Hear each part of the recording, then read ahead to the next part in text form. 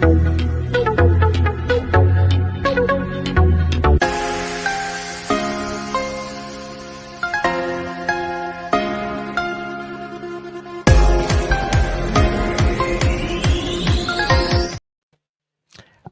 hello everybody. Welcome back to Only Leeds Bros for your Millwall match build-up. Dillo, what's happening? How you keeping, pal? Nah, good days, bad days in here. Long day at work. Tell the people what happened to you today. You're only in the door, straight upstairs. I was straight upstairs, straight for a shower. Not that it done any good, but I'm on. I'm ready to go. I'm ready to rock. Dedication. You know? Yeah, we were the same as well. We were out for a meal. We met, obviously, myself and Amy got married here in Spain last year, so we met our wedding planner tonight, and yeah, it kind of, as soon as I looked at my watch, and I was all over the place because obviously the Spain are like an hour ahead, so my time difference all over the place. So I was like throwing the kids into the buggy. I was like, have to go. And then I was looking at my watch. I was like, oh no, wait, I still have me watching like Spain or in Irish time and not Spanish time. So made it anyway, and we're here now anyway. So yeah, all good. We get through a couple of comments before we get into it. So Sean Healy says, smash a like for these two legends. Nice one, Sean. Hope you're keeping well, pal. Amy Tolan says, even and all. And then Sean says, all right, Amy. Yes, we might have Matty from Imagine not being Leeds. I know he's doing his own little bit now at 20 past 8. He might pop in. I'm not sure whether he gets finished or we get finished for him. So Matty might pop in at some stage. We might be seeing him. But we'll get into it anyway. So yeah, the Millwall match build up. Daniel Farke obviously did his press conference there. Obviously the good news is no injury concerns, which is obviously music to Leeds United ears at the minute that we've no one out. But what was your main kind of take from Daniel Farke's press conference? I was actually trying to listen to it on the way home in the van. Yeah, like I didn't get the last kind of few minutes of it, but I actually update on Schmidt. So he's been carrying a few bit of illnesses and knocks and bruises. You know, nothing huge, but obviously not good enough, you could say. He reckons that's a knock on the confidence for Schmidt, and that's the reason why he didn't come on the other day, or that's why he hasn't been, regularly coming on or making an impact at all.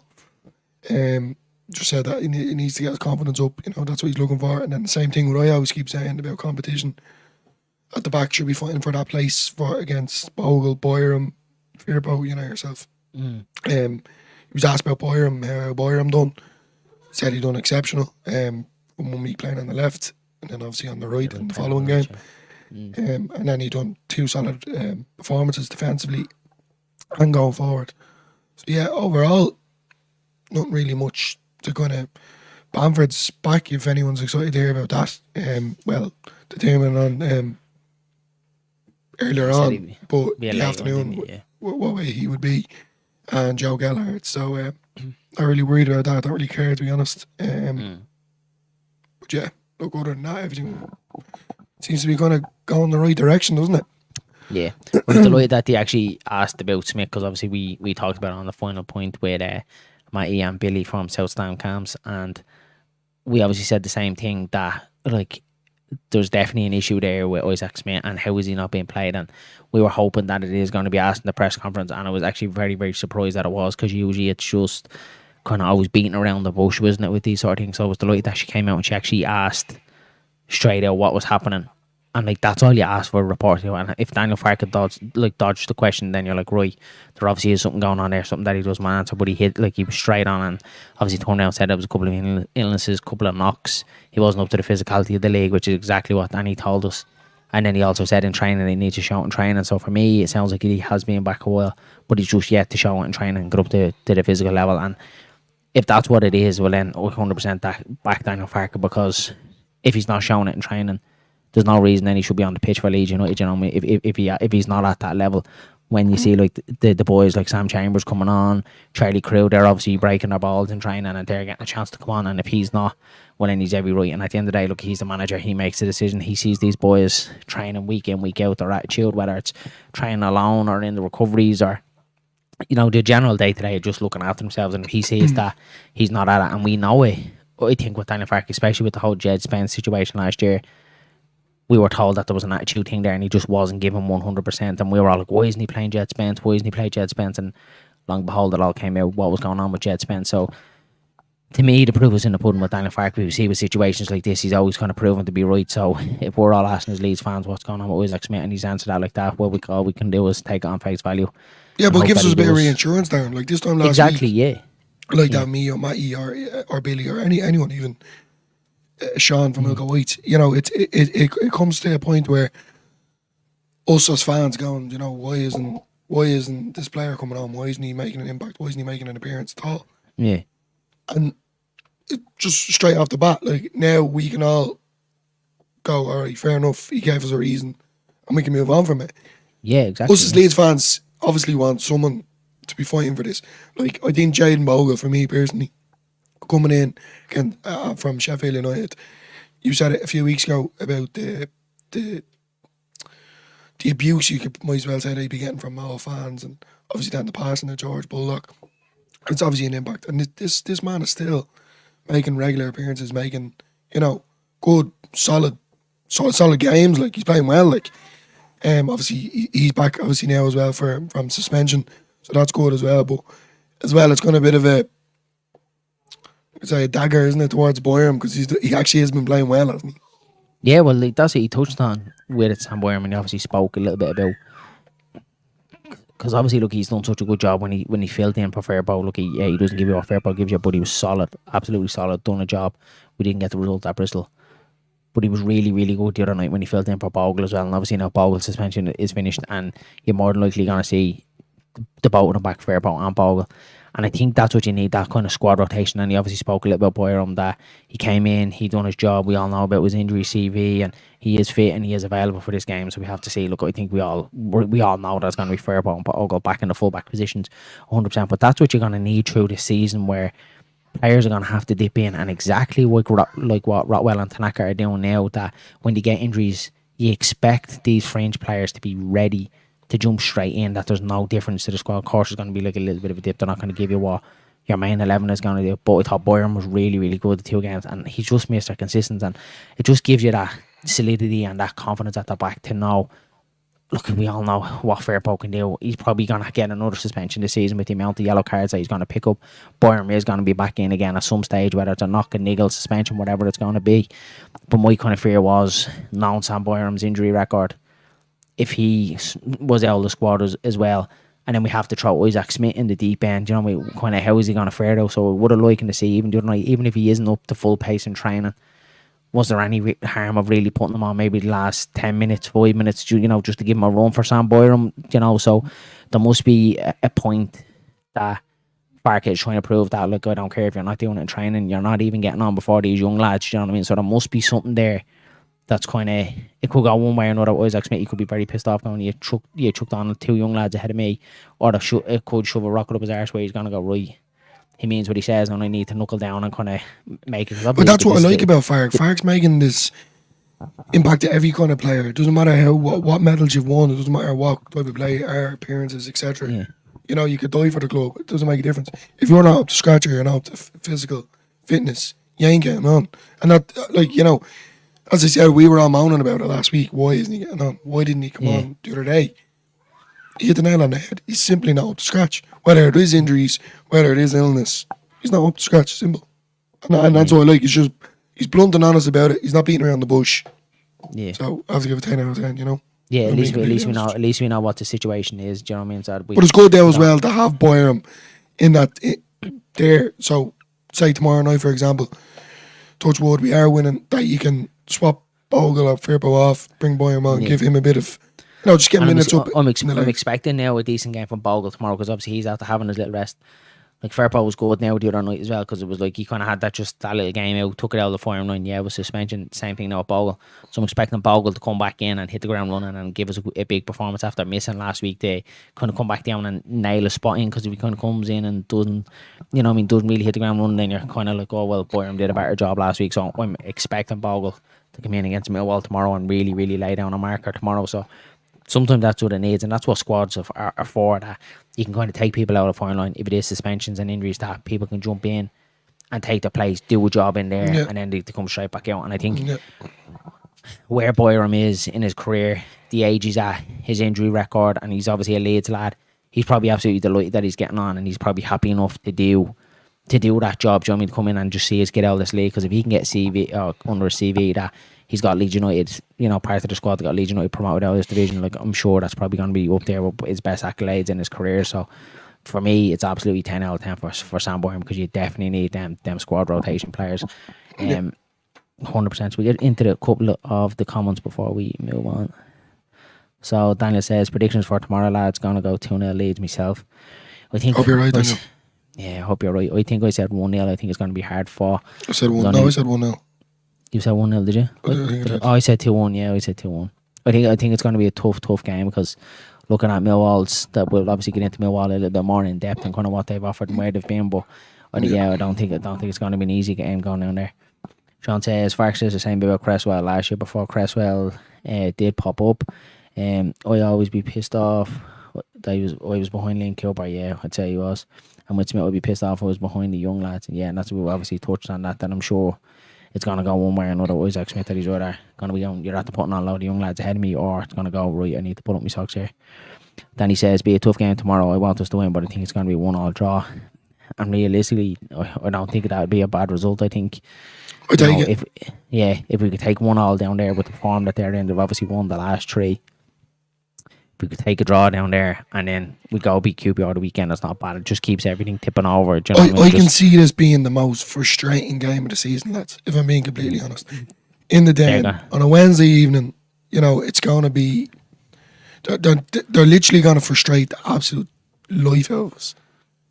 That's what. Sorry. Anyway. And John Redmond says, "Yeah, it won't be easy tomorrow, lads." And I think we can all see that this Millwall side aren't definitely not to be sniffed after. Not the Millwall side that have been the last 3 or 4 years in the Championship. They've kind of been floating around mid-table and down. Sean does say there, I do think Mays will cause us a goal. Sean, don't be putting stuff like that into my head. What about sleep tonight, man? If you're throwing that into my head. Oh my God. You have to upset my whole evening now, Sean. So Danny says, to say Darren's in Spain, he must be it's out in the shade all day. Do you know what I've been, Danny? You're 100% right, because I've been chasing me 3-year-old around the pool and into this little play centre, which is all covered over. Dylan knows it. So you're 100% right. I have been in the shade all day, buddy. The weather's actually been decent, but it's a hard day for you, isn't it? Hard day when you have that 3-year-old in Spain. Where I'm going to come in, getting the shower and jumping up. It's a hard life, lads. It's a hard life. It's very, very tough. Very, very tough.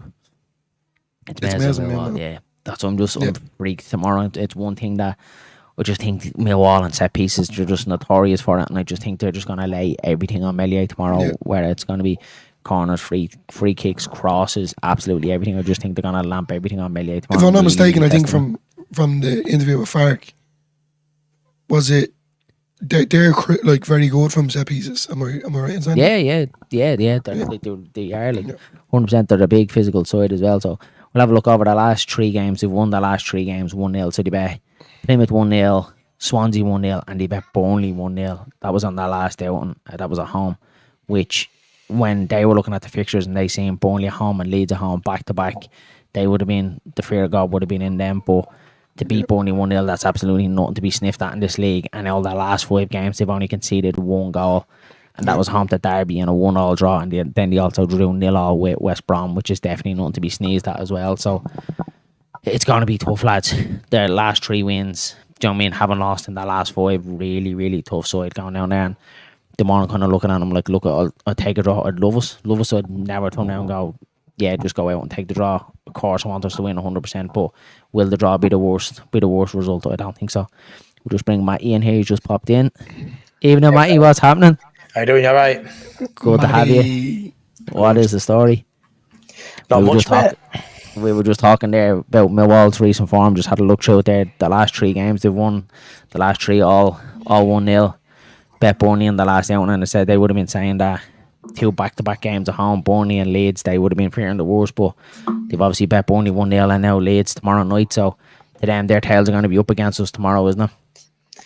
Yeah, no, it is, mate. I mean, on paper, the Burnley result looks a really good one, doesn't it? But everything I've read and seen, Burnley performed well under par, and for me, they're going to be up there because it's Burnley and they've got those players, but, I don't think they're going to be in question for top 2 anyway. So I don't think that win looks as good on paper as what you think. They haven't beat Burnley at Burnley. They've won at home, and we know Millwall at home is always a tricky place to go. But I won't read too much into Burnley result. I think we're a different animal to Burnley, 100%. You get focused on it being Burnley and being top 2, top 4 side, and that's fair enough. Yeah. But for me, Leeds are a different animal. We've got quality all over park, and we always talk, don't we, about if Leeds turn up, Leeds should walk through pretty much every team. And I don't want to get too hung up on it. But Millwall, yeah, they're in good form, but I still say, the form they're in, it's because of the standard of the league. They haven't just beat Sunderland, Burnley, us. They haven't put. You look at the teams they've beat. Yeah, it was Plymouth, Swansea, and Burnley all 1-0 in the last 3. That's They've what only I mean. conceded 1 in the last 5, and that was at home. At home to Derby. So, yeah, we might have a point there when you look into it. You're looking at paper, you go, geez, yeah, they've won the last 3, but I suppose, when you look at the opposition, they're opposition that we'd 100% expect to beat, and we'd spank as well. But I just think. Do you think tomorrow? Do you think Leeds should? I think being Leeds fan, you said Leeds should go there and win comfortable. Do you really think it's going to be that type of game? Do you think Leeds can go there and kind of put in a flawless performance, or do you think Millwall are just going to be there set to frustrate? Pinning it on your hair now, as it's getting closer, mate, I'm just getting more confident. So, yeah, I agree with Dillo, what you said, and I know you've said same. It'll be a tight, expect it to be tighter. One of his toughest away games at season, without question, regardless if they're bottom at league or towards top where they are now. It's always a hard place to go. But I just feel like man for man, if we're even at 75%, I think we're beaten by a couple of goals. I still think we'll control possession. I think Melly will get tested potentially in this. I think corners, set pieces, and free kicks and stuff for them are vital for a team like them. I think their centre half, Cooper's big tall, has got 4 goals for them, which is unreal. That's what scares. That's what scares me, man. That's a worry. Any team that's decent at set I'm not pieces doing against this, Leeds, I'm not especially Elan Melia, he just puts the fear of God up me. We don't tend to give teams many corners at the minute, do we? To get corners, you've got to be having shots, and for me, we don't give away many shots, and I expect them to, have a bit more, towards that top end of the pitch tomorrow. But I don't think it's going to be enough to trouble us. I really don't, lads. I'm really confident. If Leeds do lose this game, the goal that they score to whatever the scoreline is, or the goals that they score, I guarantee they're the most scrappiest shit goals you'll ever see in your life. I can see it. Like it's not going to be anything spectacular. It's mad because I've gone the other way. We've gone like Matty's obviously saying, the closer it's getting, the more confidence he's getting. Where I was like confident last week, and I was like, yeah, we're definitely gonna do Millwall. And now the closer we're getting, I'm just like, we're gonna looking at like. I'm staying the way I was. The run of results, everything. And I'm just like. That Sean said it. I see Sean's putting comments. I hope Sean, out Danny as usual, mate. Nice for you to be here, like always. The number 1 fans of our channel. Always. Danny and Sean are always here. The Chuckle Brothers. Legends, the OGs. When we've got 40,000 subs each and we're taking over a game, these are our OGs. They're the only people that were going to actually answer to. There were like loads of people in the chat. Danny and Sean are just going to be still there. What Sean said there, Leeds don't do comfortable.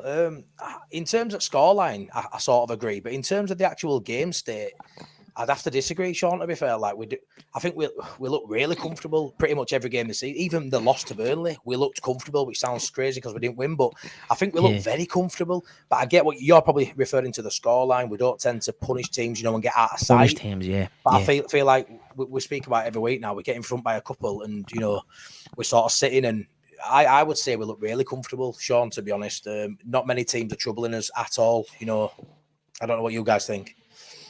Just want to bring this one up here. John is from Dublin and he's up at 3 a.m. tomorrow, lads, to travel over to the match down in London. So big up to you, John. Have a great day, and let's hope Leeds make it worthwhile. If we're up at 3 a.m., 3 points. Let's do it. Let's hope they can do it for you, pal.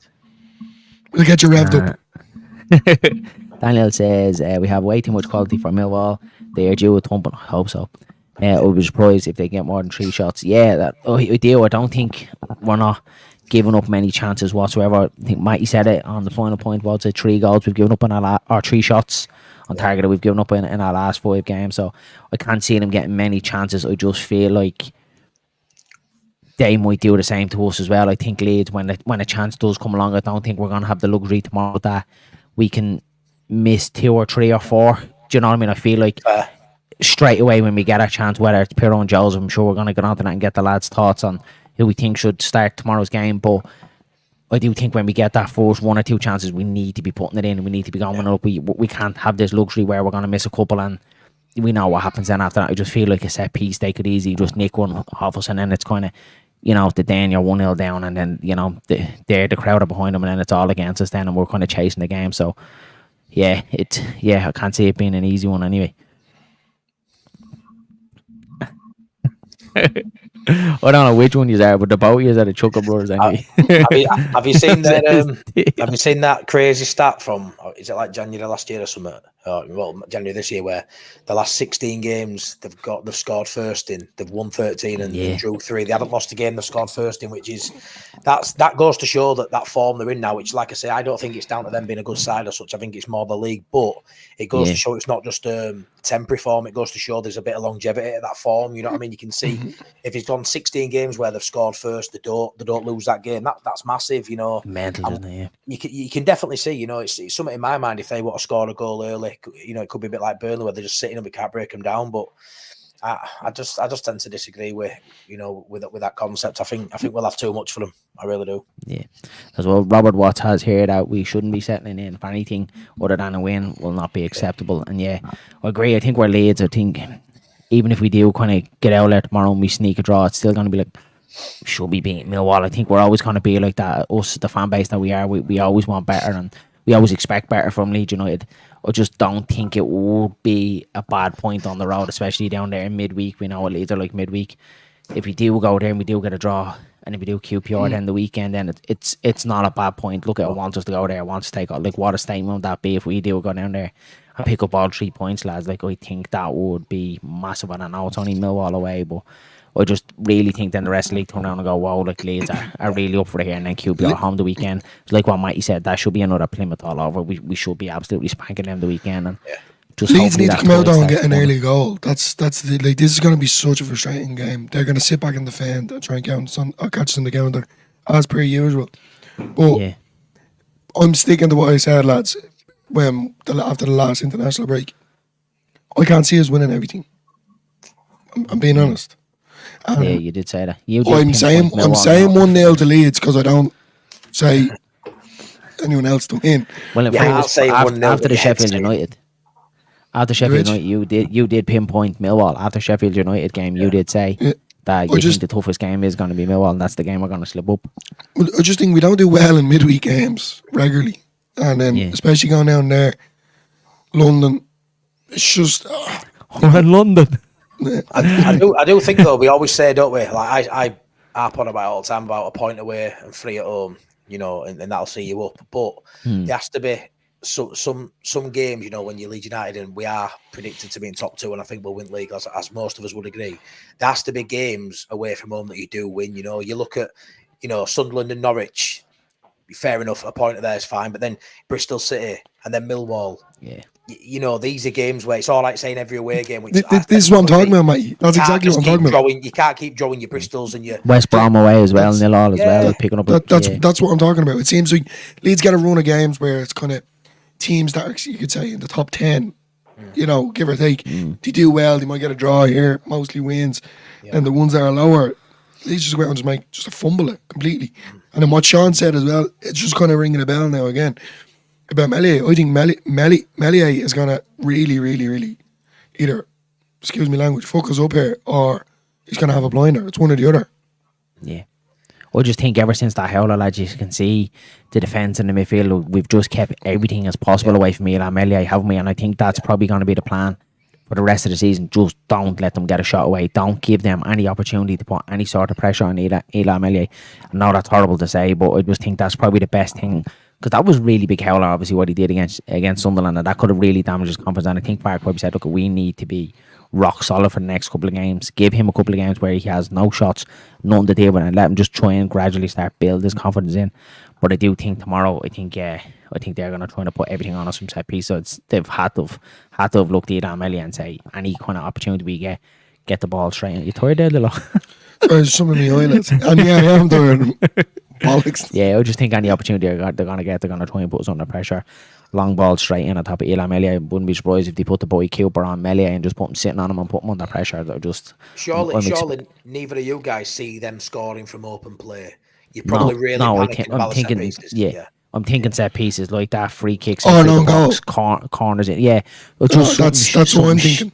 Yeah, exactly. What Something Darren said. stupid, yeah. Something stupid. And Something that's why I think it's very important. And I do think Leeds will come out all guns blazing. That's what we've had done at the start of every season. We've always kind of come out of the blocks the first 5, 10, 15 minutes, and we've kind of been at it. And I do think it's really, really important tomorrow when that chance does come in that open period that we need to take it. We really, really do need to take it and get on the scoreline, because we're not going to have the luxury tomorrow of creating. I'd be very surprised if we do. But I don't think we're going to have the luxury of all these chances tomorrow where we're going to have 20 odd shots on goal. I just don't think Millwall are going to be that type of team. I do think we'll control the game. Honestly, lads, I think we're going to absolutely batter them. You think so? Yeah. I need to be honest. I think if Leeds come out and get an early goal, Where is his confidence coming? Have you got a sneaky point down there? Honestly, I am, mate. No, I am. This is only the match build-up, mate. You need to. This is not the final point. I'm buzzing.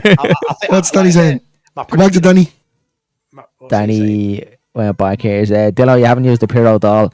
The guy's fired tonight might make him run quicker. Is Pirro still there though, or do we actually haven't seen him? He's here beside me. I think it'll be 2-0 as I predicted on final point, but I've just got a feeling, you know, they're not going to have the ball to do anything with it. And I know you'll think, you know, even if we've got the ball, they'll sit back. Thanks, Robert. I won't sleep tonight. No, thanks. they'll sit back and they'll defend and stuff. You know, we can have as much ball as we like. And Norwich 2 down against Wednesday. Yeah. Crazy. Here he is, Danny. I just feel like we're going to frustrate him, mate. I just feel like we're not going to give away many set pieces because we're going to have the ball. Honestly, I mean, it comes down to us taking us chances, but I just think we're going to have all ball, and I think we're really going to suffocate in possession. And for me, we've been a hostile atmosphere. I could see a few of their players losing the red because I just don't think they're going to be a touch of the quality. You know what it's like? I used to play 5-a-side. I want bad. Best player in Leeds, over 18 stone. As I told you guys, right? I want a bad player. But when you get someone who's better quality, honestly, I am the best player in Leeds, over 18 stone. I ain't even joking, right? But when you get some little twat who's nippy and gets in there, you just want to kick him after so long. I genuinely think we're just going to have too much for them. And you know, they're just a standard championship side who I think are overperforming because of the quality of the league. I think man for man, if we're anything like what we should be, which I think the confidence we're on at the minute will be out of sight, 2-0, and we'll just take the foot off at gas and just ease to a 2-0 win. Matty, I'll tell you what, if what you say is true, all right, hope so. I'll make a deal with you here now. Next time we'll come over to Leeds, I'll bring the missus, you bring your missus, and I'll bring you for a meal, right? We can go to that wings place, right? Yeah, man. We can go to that wings place, and you can laugh at me doing the wings challenge, right? Yeah, man. Honestly, I genuinely think that'll happen, Dill. I really do. I hope so. I hope you're right. 2-0, easy game. Easy game. 24 stone up, relaxed muzzle. Go on, Danny, lads. Go on, Danny. That's class. Oh, I love that. I'm going to put you in net, Danny. I'm going to lay you down and just... Sellotape you to the bar and post. 24 stone. Easy, not a bother drum. Go on. So what we thinking, obviously, we'd have some serious team in the chat and with us three, wouldn't we? Yeah. Jeez, I think we'd beat Leeds ourselves. What do you think? We'll just stick Danny up top on Melier. Cause him murder, he would. So we obviously seen it. Willie Nanto's 24th birthday to the lads. I don't know about you, but Willie Nanto was only 21, lads. Scandalous. 21, that young lad is. Like, you forget. Sometimes you just have to check yourself, lads, when you see these coming up. Like, to still only be 21 years of age and to be doing what he's doing and the quality that he has, and to think that he can only get better. Hopefully he does, and hopefully that's at Leeds United. But vastly experienced, though, you know. Yeah. When you look at him now, right? You go, he moved from Italy to the Swiss League at 17, 18. He played, so he's moved away from home at an early age. That's experience.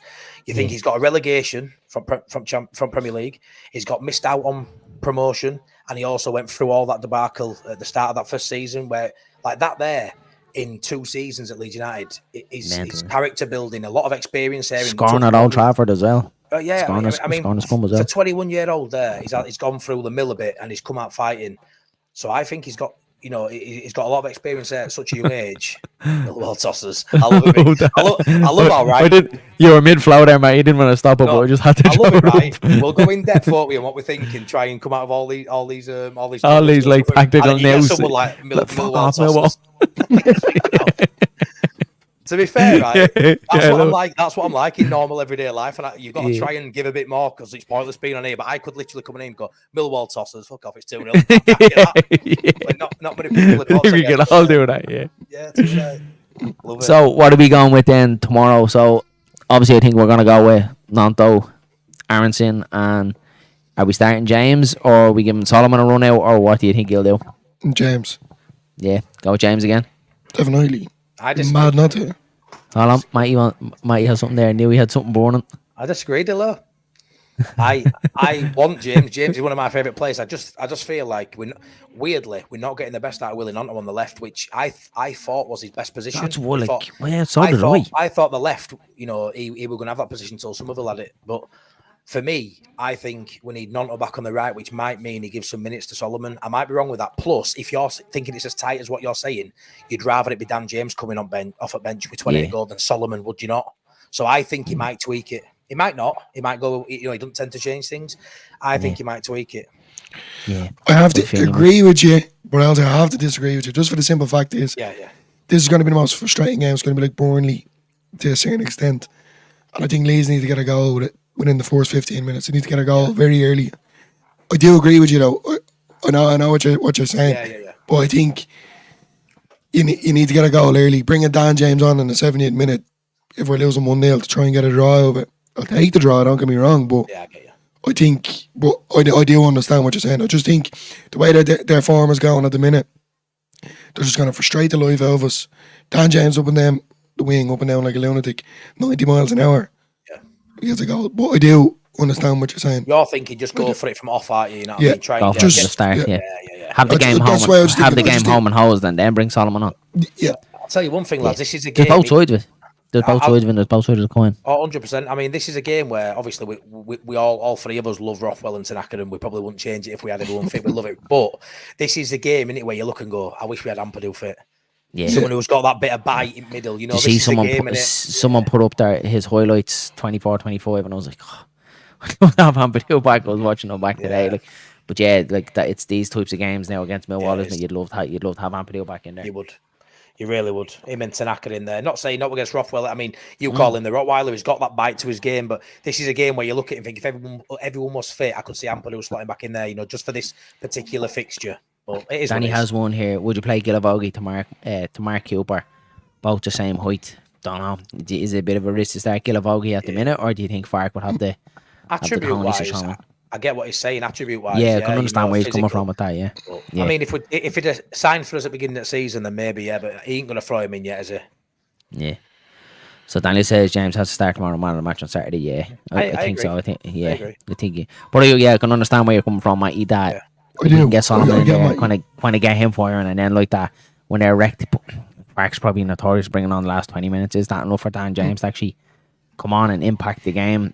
I'm not so sure, but it'll be an interesting one with the lineup tomorrow again. It's just, it's a weird one to kind of throw out there because if Leeds, let's say they didn't start James and Leeds did kind of just go all guns blazing, and Solomon did put on a serious performance, then I completely agree with Matty.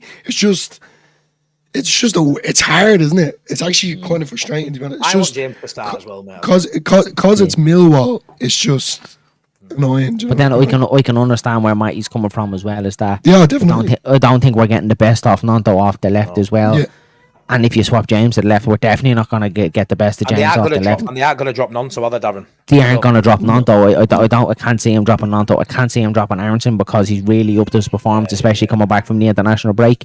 I was a little bit fear from the travelling, and he looked a little bit burnt out at Sheffield United, and I was kind of calm for maybe it's time to take him out of the lineup, and he came back and proved me wrong, especially against Watford. I thought he was unbelievable. He was absolutely everywhere, and he stepped it up another notch, and you can even see the interviews that he's doing this week. He's delighted to be back here. He's been praising the Leeds fans that obviously everything that we've had to endure with him coming back, and he's just obviously thanked us come back, and I just think he's probably undroppable at the minute for me, Aronson, because a lot of the good work that he's doing is off the ball and is really keeping us tipping over. Yeah. And then it obviously plays into the situation, and then who goes up top tomorrow? Is it Pirro? Is it Joseph?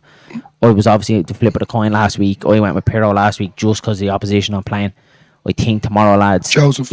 even though Pirro scored, Joseph. I'd be inclined to go with Joseph tomorrow, lads. I think it's going to be that type of game where we're going to need to get the ball and hold it up, and I don't think we can afford to have Pirro's kind of off games tomorrow. Do you know what I mean? I think you're always 100% what you're going to get out of Joseph, but you're not always 100% what you're going to get out of Pirro, and that's what I think tomorrow.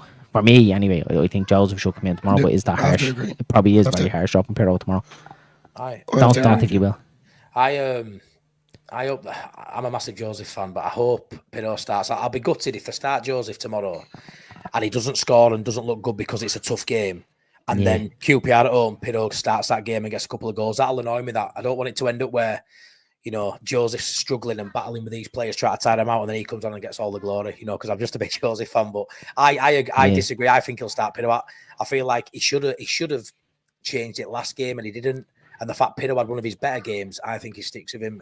I think when it comes to strikers and players in general, I don't think 3 games in 7 days or whatever it is really bothers Farker. I think he likes who he likes, and if they're fit and they put their hand up, he picks them. So I think Pirro starts again, me lads. But I'd love to see Joseph get minutes because I think he deserves them. I think he tries really hard, and the longer he's out at team not scoring, I feel like the last game. I think someone mentioned it in chat on Final Pint, and I didn't bring it up, but. Obviously, I was at the game. You could see there were moments where he were really frustrated, Joseph, like when he didn't get a pass or he made a run and that didn't come to him. You could see him, he were really frustrated. And then at the end of the game, he was the one who sort of was the first off the pitch, if you know what I mean. He didn't really go around and give much to fans. He's really frustrated. He's a young lad, so you've got to bear that in mind. But I don't want this stretch to sort of go on. And you know yourself, you can be a bit envious as well as being happy for someone at the same time. And I reckon when he's on bench there and Pirro gets one and the flying, he's just thinking, why can't that just be me? Why can't that just be me? Especially at 2-0 at that point, and you're thinking, I just don't want it to end up where he ends up with his confidence are taking a battering. Yeah, but he could end up, couldn't he, with 42 appearances at the end of the season, at next 25 coming off bench, and he ends up with 3 goals for a year. And only a handful of goals, I just don't want that for him. I think he's better than that. But at the minute, you're getting to the point where you can't argue with Pirro starting, lads. You can't. Yeah.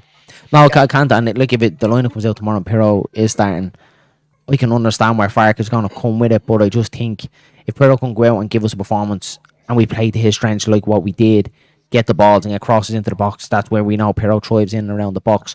But if Pirro just has one of his off games tomorrow where the ball is bouncing off and we can't hold it up and they're winning the back very easily high up and we can't really seem to get them turned, that's where I think it's going to be big trouble for us if it's easy for them to get. Where I think with Joseph, 9.5 times out of 10 he will hold the ball up for you, he will put it around the corner, and that's where I'm kind of thinking, if I know Matt, you're kind of coming from the side of it, is that like if he plays 70-75 minutes, doesn't score, comes off for Pirro comes on when they're knackered and scores and wins the game 1-0, we're giving all the plaudits to Pirro's the match winner, but really the hidden gem in there is Matteo Joseph, and like that's kind of my angle come from. It's like we can afford starting Joseph because we know what we're gonna get him. You can almost guarantee that he will put himself about, he'll run the channels, he'll walk their line where Pirro won't. Yeah. And that's why I think it might be a little bit better for us for Pirro coming off the bench. And I think if it's vice versa and Pirro isn't having a good game, we whip him off and try and get Joseph on. I don't think that's going to work well. Do you know what I mean? I don't think Joseph is good coming on to Nicholas goal. You don't expect us to have many chances tomorrow, though, do you? So that's why I think they'll go with Pirro as well, though. Because if we only get 2 or 3 big chances, we need it to fall from. Joseph, I think we're going to get a good few chances. I'm being honest with you. I do. Yeah. I know you think definitely. I just think it's going to be a frustrating game. They're going to be sitting behind the ball, really every player back, and Leeds is going to be passing left to right, going back. Out for a corner, missing a shot. That's the way I'm looking at it. But I agree with Darren. I think Joseph should start, if I'm being completely honest with you. Even though my lover is Pirro. But I think... if Pirro starts tomorrow and bangs one in the first 10 minutes, we win the game 1-0, I'll come on this and go, hands up. Sorry, Pirro. It's something we've got to talk about, isn't it, lads? But as fans, we enjoy them both for different reasons, and we're not really bothered, are we? But we've got to talk about it because it's a big talking point in it. But we do enjoy them both. Like, do you feel though, like within the first half, let's just concentrate on. Do you think that they're gonna just like sit behind the ball and let Leeds attack and try and catch on the counter? Would you agree with that? Yeah. That's what just have a vision in my head. That's where it's going to be similar to what Burnley is. Do you know what it is, though, right? One of their wingers, I don't really pay heed to signings, and I mean, I was still surprised that Tom Ince were playing for Watford, but one of their wingers is Duncan Watmore, right? I aren't bothered about them taking us on break. One of their wingers is Duncan Watmore. What more do I have to fucking say, lads? Like, it's Millwall. Right? They've got Joe Bryan, right, who's a really good left back, and he's out. And he was at Fulham, he was at Bristol City. Great free kick taker, great delivery of ball. A bit like Leif Davis, many assists from left back. He's not playing. So even the main set piece taker's not playing. So that's going to be a shuffle. For me, they're just an awkward.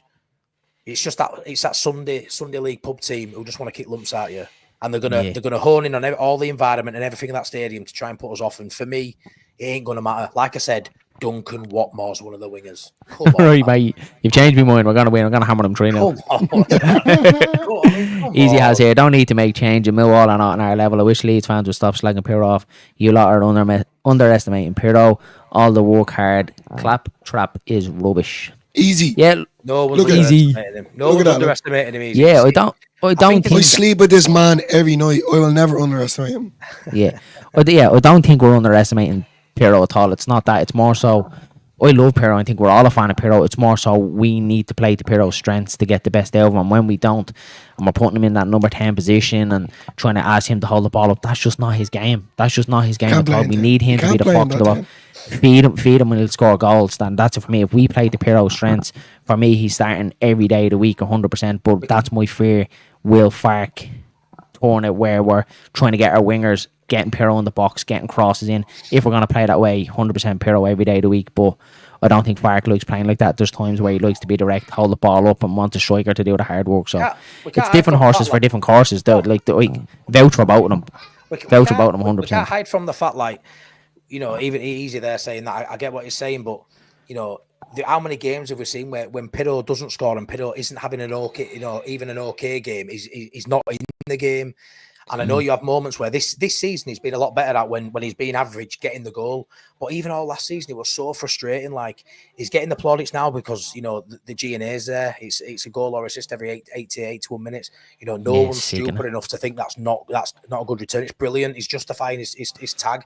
He got 14 goals last season, I think. He's going to get something similar this season, if not more. The easy things we're hating on Pirro. I love Viduka. Viduka's one of the best players I've ever seen play for Leeds. Love the Duke. We're not saying that, but you know, we're saying Joseph has got more to his game, and I think everyone would agree with that. All rounder, yeah, all rounder. But yeah. all we're doing is easy. We've got to talk about this because we're on here, you know, waffling on about Leeds. If we're not going to discuss these topics, there's no point having a channel. So we've got to go into depth with it, which means we waffle on and go down little avenues. Oh no, honestly, right? I was going to say that earlier. They've literally got a player called Billy Mitchell. How mental is that? Like, literally, Peggy's going to come on pitch at half time and go, "Get out of my pub!" Like, it's absolutely scandalous to think, right? Pirro just be standing like that. What? Is there anything else more Millwall? That's what you think of their hair, actually. I like it. I love it. Pirro's. What do you I say? love it. Yeah, it's all right, to be fair. I don't want him to score it.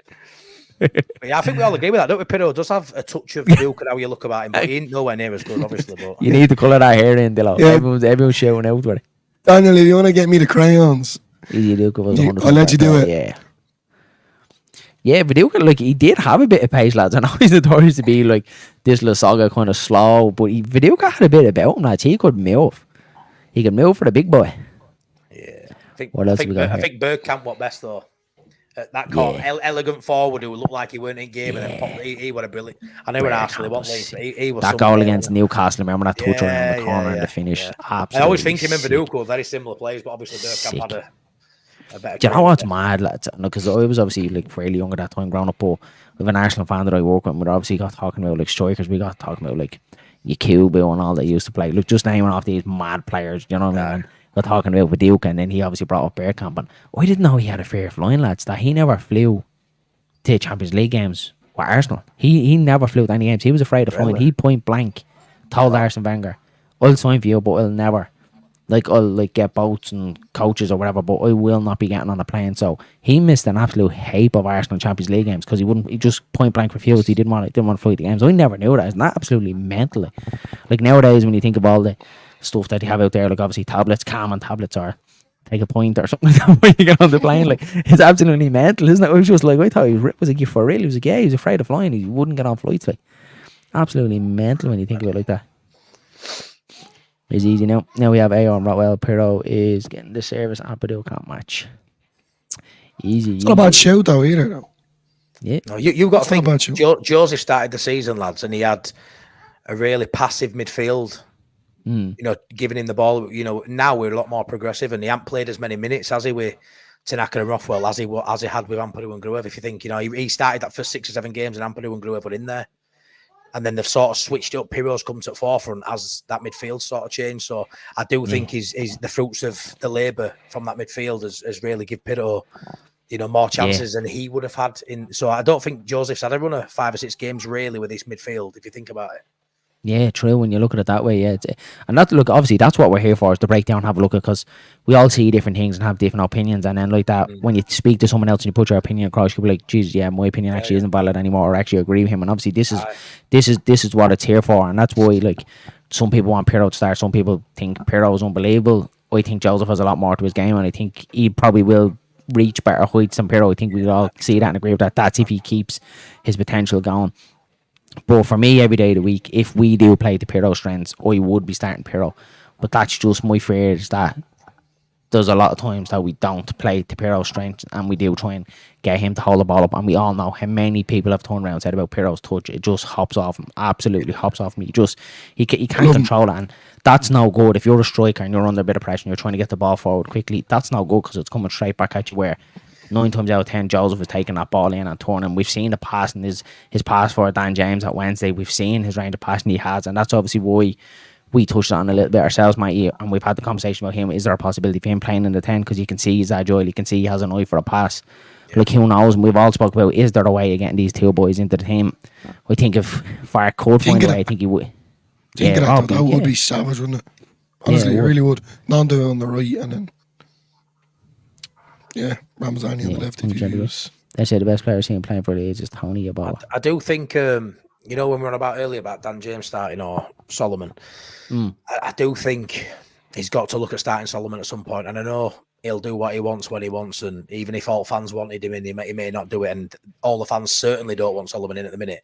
But you think about it, we signed him, he was first choice 100%, right? We didn't have Ramazani getting team. Now it's the other way around. If Solomon's not getting in team now, when Ramazani's not fit, when is he ever going to get in team? And When's he ever going to get in? Yeah. It's 3 games now in space of a week. We've played one of them. Dan James in and out, with injuries now and again. He's only just come back himself. This is why I don't think you can rule out Solomon maybe starting and James coming out. I don't think he'll drop Nonto. I don't think he'll drop Allinson. But I do think in the next 2 games, I expect to see Solomon start one of them. I think when he came on at the weekend, he looked the best he's looked since Hull, taking people on, look confident. And I do think if you're not playing him now when Ramazan is out, when is he ever going to get played? And I don't see him going back in January. I just don't. I think Leeds value what he can do with the big moments from now to the end of the season. But I wouldn't be surprised, if Solomon gets a start either this game or maybe I'd rather him probably start QPR game, because pressure a bit more. You're at home. It should be an easier game. I'd rather that, but I do think you're going to see James come out in next 2 for Solomon, because he's got to start at some point. Especially with just think away at Millwall, like what you think you need? You need kind of grit, determination, running. Do you know what I mean, on them? So I think the game suits James a little bit better. Where if Solomon kind of isn't quite at it, do you know what I mean? Is he going to be able to rise to that level straight away and give us the performance that we need? And that's why I think you've hit the nail on the head with that, Matty. I think James for this one, and kind of see how it goes. If we can bring Solomon on and then tell him, look, at QPR, you're starting. This is where you need to pull up your socks again. If that's not right and it's like not going well for him, then you've Dan James then to come on the last 20 minutes, and maybe it's just Fark to have a word with the 2 of them. But I think for tomorrow is probably best going with James, just because, like we've all said, we love 11 Dan James on the pitch. He just runs his heart and soul out, even if he's not producing technically, which he is definitely the last couple of weeks. He'll always give you the run, he'll always give you the heart. Do you know what I mean? So I think tomorrow is probably the best one. But I can 100% agree where you're coming from with that. There has to be somewhere along the line, especially with Ramazani out now, where Fark said, right, we need to get Manair in here somewhere just to give him minutes in his legs and see what he can do. 100%. Oh my God, you can't even consider Solomon. He's not even an end product. Send him back in January. I wouldn't send him back, lads, would you? I wouldn't be writing him off yet, lads. I know it hasn't been the best. But I don't know, obviously we'll put it to you 2 guys. What would you think? Would you just be happy enough for him to go back now? Do you think hold on? Who are you going to get? Who's that level, Dillo? Who are you going to get, right? So he goes back and we've got to get, bring someone else in. Who do you get? Who's a Premier League player who's going to drop down in January? You look at it and go, even if he stays till end of season and he plays Jadon Anthony minutes, is he better than Jadon Anthony? 100% is better than Jadon Anthony. It's him who might not want to do that role. But I don't see how you can let him go, because you're not going to bring anyone of the same level of quality in. You're not. And I think, he's on a lot of money. A lot of people get, that are tied up in knots with. But it's on this, is on that. Yeah, but we aren't paying that money. Leeds do everything by the book. It's obviously within our structure, and they've managed to give him his 60, pay 100% of his wages, 60, 70 grand. If we can afford, little side note, if we can afford for Patrick Bamford to sit on the bench, get earning 44 grand a week, doing absolutely nothing, I think we can afford Manor Solomon, who's a very decent player, who's definitely a lot better than Patrick Bamford. I definitely wouldn't send him back in January. I wouldn't. Like, these things take time, lads. You know what I mean? At the end of the day, sticking by him. He annoyed me in the last few games. You know, and you know what? Look, I get ticket players, and I just like Bamford's definitely one of them. When it comes to Solomon, you know, he's a Premier League player. I think he's proven himself to a certain degree, not with Leeds as such, but just as a player in general.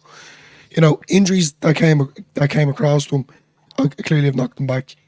I keep saying it, that error that he made at Burnley, lads. Ellen Rowe gets very hostile. Players, fans get on players' backs. So Sean loves the wind up, man. That's obviously how they kind of making him somewhat, you know.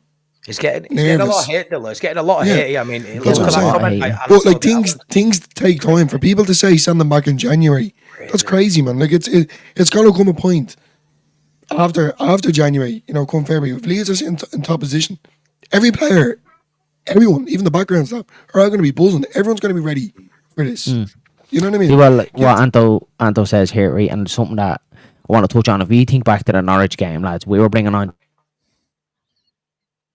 He's bringing on someone anyway. He's gone there, is he? Yeah, he's gone there for him. I think Darren's going to be saying about bringing on the likes of Geldart and people like that. Darren, are you back, man? Are you back? Did I go there? Sorry, lads. Yeah, when we brought on Joe Gelhardt right wing, do you remember against Norwich where we'd no options off the bench? Yep. James was injured, Solomon was injured, we'd absolutely no, and that's what Solomon gives us. I'm not sitting here saying that Solomon should be a starter every week. Technically, if his ability is good, he should be starting every week, 100%. If he's all guns blazing and he's sharp, he should be. He's not at the minute, so he's a bench player. For me, absolutely no problem bringing him on because he is a squad player. I'd rather be bringing on Manor Solomon than Joe Gelhardt playing right wing. Do you know what I mean? So that's where, if an opportunity comes up where there is someone better who is fit and can come in and hit the ground running in January, and Leeds decide to send them back in January, and this fella can come in and hit the ground running and give us something, 100% no problem at all. Just where is it? Where is that player? Who's going to do that? Do you know? No, I mean, well, this is the thing though about Solomon as well. Like what I'm saying, and I said about Melier as well. These are big boys. You know, injuries. You know, on the bench, even Schmidt. Pull up your socks, get on with it. We want to go up. You're here to fight for a club. We need Solomon's back up. Bit like the Boyram thing at the minute. It says, what's he done? So, in all honesty, what's Solomon done? Right? It's not about what he's done. With 12 games in, he's only been fit for maybe 6 or 7 of them, yeah? It's what can he do from now to the end of the season. It's not all about, you know, what you've done now. It's what can you give this squad, this team, from now to the 46th game, and there's still a long way to go. You've still got what, 36 games left. It's 34 games left. It's way too early to be writing anyone off. And if I'm honest, you know, if everyone's fit, Solomon doesn't get in the side for me easy. Like, I don't really like that profile of winger. I don't like someone who always comes back inside. I prefer someone like Ramazani, like James, raw pace, running at down the wing. He's not my ideal winger at all, but to send him back to risk getting someone of less quality is deluded for me. That's all. But I would not start him if everyone were fit. But you cannot send him back in January. No. Yeah. So let's move on from that one. Yeah, 100%. Yeah. So Anto said, if Bamford is fit, all guns blazing and enough for it, do we treat him the same? No. I don't know. I think Bamford just even if he is fully fit and he's up for it, he's still gonna miss penalties. He's still gonna miss sitters. You know what I mean? Like, I think we've all kind of been around this issue with Patrick Bamford. I just think his time is gone. Look at what he's given Leeds. 100%. Thanks very much. But I think, well, for me anyway, we can obviously get your guys' opinion on Bamford, but I think the ship has sailed with Solomon's way better than Bamford, mate. Solomon's way better than Bamford. You can't even do that. Honestly, I don't massively love Solomon. I just think it's ridiculous to say send him home. But yeah, you can't compare him to Bamford. Bamford has had his chance. Solomon hasn't had a chance. Not else to say. So. Solomon's been suffering with the injury situation, and then it's obviously a confidence thing. That's the way it is with Solomon. That's what Sean's saying. He's just not match fit, lads. That's it. With Bamford, comes in I think we can all agree here. I'm going to throw this out here. Bamford's the last player now. Neither have I, Sean. Neither have I. I think we can. Bamford's probably the last player of the Bielsa era. Am I right? Yeah, well, you still have Mez in there, and you've Strike around, Right. around, Okay. yeah, who were there Oh, under Bielsa, but yeah, that Yeah, old but guard. they're all, yeah. Look at every other player that was around there and look where they are now. Yeah, the ball is Phillips. broken down. Yeah, the ball Crocs. broken down. Do you understand what I'm trying to say? That man changed everyone and made them find something inside each individual player, and that's the reason why we went up that year, because he was unbelievable. Bamford's ship has sailed. There's a new man in here now. It's time to go. Simple. Who's the new man? Fark. Oh, I thought you were going to say. Like, as in there's a Strike. new man in here now, and I thought you were going to say Bamford Pirro. I didn't know what you were going to say. What I will say with Bamford is, you know, his injury record proves that he shouldn't be in contention to play. Solomon, if this continues, I would agree. Then, you know, if say from now till January he's only available for 1 or 2 games, then, you know, the club may be looking at it because it's a lot of money, but we need a bigger sample size to compare the two. But if it comes out with injuries and he's never fit, it's pointless in being here. But it's still too early to say that. With Bamford, you know, a lot of money's gone into that guy, and we haven't got no return on it now for 3 years. Yeah. So for me, he's nowhere near. And luckily for us, we've got 2 strikers. It's going to take something catastrophic for Bamford to get anything other than charity minutes when we're chasing the game now. Let's be honest. yeah, easy hit the nail on the head. Dead right. Yeah. Why not? Get that man a point. Honestly, that's one thing we can agree on easy. Like it's hard because a lot of fans still love Bamford, and I got when I went on Not Another Leeds podcast, one of the lads on there says, you know, when I even dared to mention that his only good seasons really came in COVID years, and he didn't like that. He said it was a cheap shot because it takes away from the rest of the team, and I thought it doesn't take away from the rest of the team at all. Like, you cannot deny that his best season and a half, His best season. Everything was when there's, and you can't deny that helps. I mean, if I'm doing my job, or even sat here with you now, if I've got 10 people staring at everything I do, I'm going to be more nervous than I am being sat here on my own. Like it's fact, if we've got 20 people watching live now, or 20,000, it's easier with 20 people. Like no one can ever say having less eyes on you. You know, it's bollocks. It's easier, yeah, and it's definitely right. Like, and you know, his level went up as you would argue, Melior's did. Melior and Bamford are very similar when it comes down to mentality. The struggle. That side of the game, and it's something that Bamford's never been able to get over for me. Like, you know, a bit of pressure, a bit of crap from fans, and he really struggles to get through that. And, you know, even if he looks like he's having a good stretch, like last season, we had our best form when Bamford came back, I can't deny it, but then he gets injured. So even when he's in for a sustained period, and you may even see an upturn in performance, his body's just breaking down. 13-game run though we had, he got himself back into that team. You got to remember that. So he was a part of that run, but His history. he couldn't sustain it, and he's never there at the crucial moments. So yeah, I don't really like to talk about Bamford because I feel like it's like talking about Geldart and all that. We've got The only thing that Bamford's going to do this year is pick up a wage, and he'll probably score another good goal. That's it. That is it. Like he's done. This is the man. He wants to leave. See this man. Let him go. This is the man. It's right though, isn't it, Sean? You know, it really is, and he hasn't done anything since the COVID time to prove otherwise. And like I say, whenever you said it, that the best ability is availability, and he's just not. He never is. He's never like that. He can come in and he'll play a couple of games, and then he's out again. He's out with another injury or illness, or his dog is sick or something. Like there's always something with Bamford. Like it is though. Like all the time, like there's always something with him. He's out of the squad. Now he's like, chatting on podcasts all the time instead of chatting on pitch.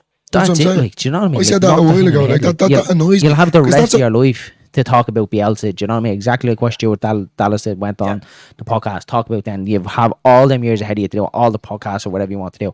At this moment in time, is that you're picking up a wage for Leeds United and you're not doing anything, absolutely anything. But like even when he was going on about the fans and all, you know, like the death threats and all, which I do not agree whatsoever. Like that's completely wrong. But with him saying that's out to the world, and that's a negative impact on the club.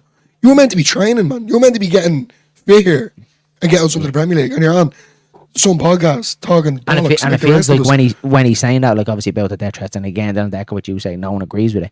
But it's like when he's saying that, he's like painting every single Leeds fan with the same brush that he's getting death threats. You know, like, exactly. Do you know what I mean? And I understand that you got them 100%, but at the moment you still play for this football club. So exactly like what Aaron said, he's came in, and obviously he has his actual thoughts about it, but he's came out, he said the right things that the fans took me back on. Leave that till you're retired and then turn around and talk about the death threats. I haven't took him back yet. We see it on Twitter, do you know? I haven't took Aaron back yet. Everton has to score more goals.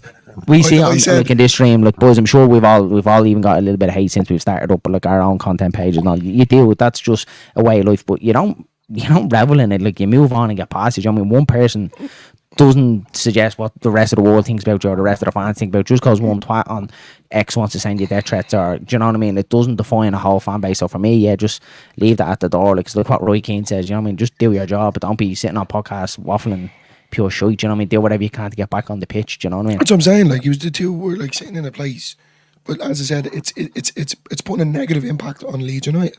Yeah. That's what I didn't like. That's what really annoyed me. As you said, 10 out of 10 when you retire, you can talk whatever you like about. But at this time of moment, you're meant to be getting fit. You're meant to be getting. My God. You're meant to be getting uninjured and making an impact and getting Leeds back up to the Premier My League. God, lad. No, you're still there, but your camera's just acting up a little bit. No, He's still he's there, back. mate. He's still back. there, He's gone. sort of. Where are you? I'm back. He's I'm back. back. I'm back. You're back. You're back.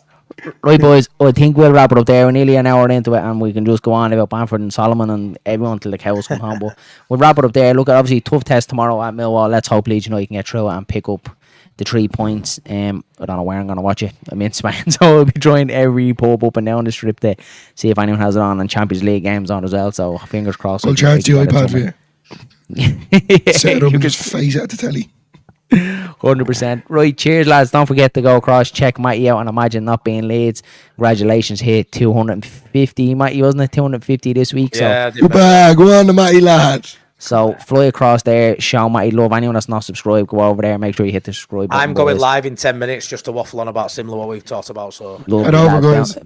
Bounce across and give Matty a bit of love. So lads, look at, we'll leave it there. We'll chat. We'll do a bit of an instant match reaction after Millwall, and then we'll be back down for the final point on Thursday, Matty, isn't it? Back for the final point on Thursday. yeah.